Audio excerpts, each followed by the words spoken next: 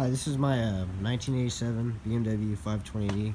This is my first car, and this is what I have done to it just so far, just to have a video update for myself, to just progress really. So it was originally a 520D. It has an M30 swap. We rebuilt it at 191,000 miles, and that's the odometer that's actually in the car right now. We rebuilt it to that, to OEM spec, put on some Island Engineering headers and a Schick 284 cam, and it pulls really good at the top end. It's a quite really good engine considering how ancient it is and the way it still keeps up with like an E36 M3. It's not faster, but it'll hold its own. I got a racing dynamic strut bar, which is the newest addition. I actually noticed a big difference with this. It wasn't placebo effect because passengers noticed the suspension changed too overall. The ride actually improved a bit. Other than that, it's pretty much a stock OEM engine bay. Still got the 520 brake booster and all that stuff. But for the most part, the M30B34 swap is basically bolt in, very simple. We did have to get one custom AC line made actually. That goes down from here straight to the compressor. But other than that, it's quite stock. This isn't the original hood to the car either. It was a $40 hood we got from Sherman Waters, who's helped actually get the engine and a lot of other stuff from the car. But yeah, I went to O'Reilly's, got 4 different shades of beige, and made it work. It's not perfect, but it matches the car for the most part. You can see some paint streaks in there. Got some Euro headlights I actually got from Sherman too, and I put on the tape not only to be a racer going, but because it's cracked in some areas, and I don't want it to completely shatter when I hit a rock. Like this one actually is really bad. She's got a chip here. It's pretty bad. But you know, they're headlights and they work. They're a lot better than the US sealed beam. A lot better actually. These are some cheap, I don't know, some cheap eBay crap. I'm ideally looking for OEM low beams, but when I get them, I'll get them. But for now, I'm gonna rock it. No front bumper. This is actually my accident damage from when I kind of rolled into someone. But it's another story for another time. And this front accident damage was from the previous owner, I'm assuming, because the frame rails are a little bent. Not before the strut tower, but, or I'm sorry, not after the strut tower, but definitely before the strut tower a little bit. You can see the bumper is not really light up anymore. They're all a little crooked, but you know, it did save the car, the American bumper. I'm sitting on the usual 8-star lowering springs, Bilistein Sports, you know, the good stuff. ST Swaybars. It handles really well. I love, it's very neutral for the most part. Not really understeer, not really oversteer. It's kind of perfect balance. It's not the perfect setup, but it's quite good for what it is.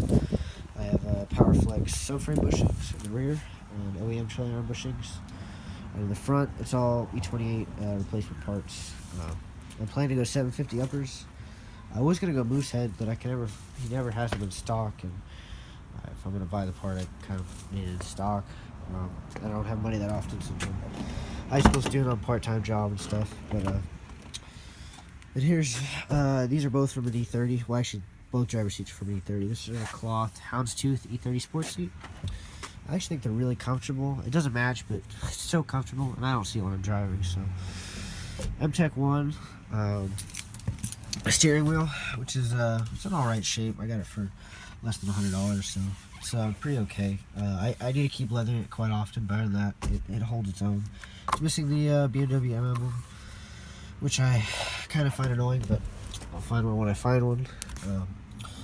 Yes, the motor has 220,000 miles on it, and we rebuilt to 191.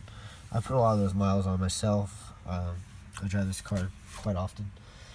On the passenger side, we have just an E30 sports seat, leather.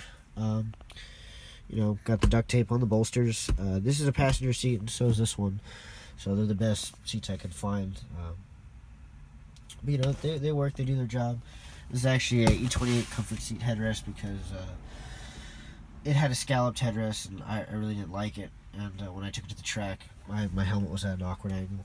But I have my sticker collection here, just to take away that my dash is cracked. Hopefully people get more annoyed by this than the cracked dash.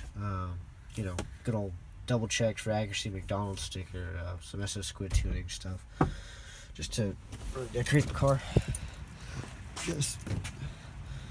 The rear seat's the original seat, it's OEM.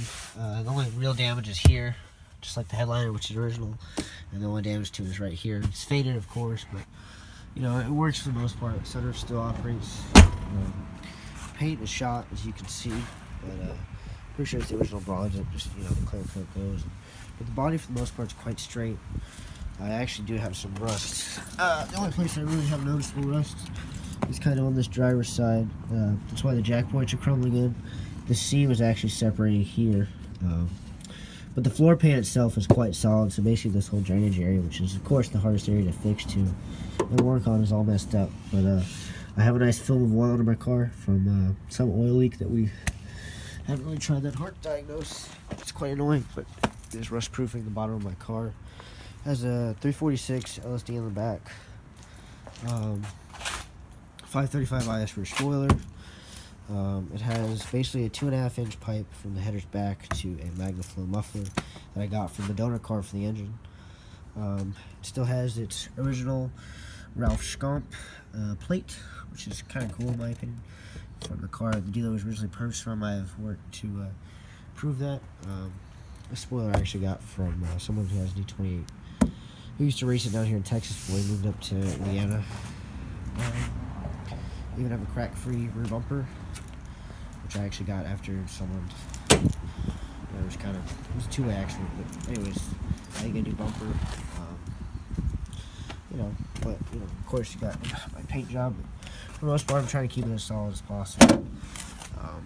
Has new fuel tank. I mean, it's quite rebuilt underneath. I actually just finished rebuilding the dogleg. But hopefully here I'll give you a. This will cut to a clip of me driving it. Alright, this is when the dogleg really comes into its own.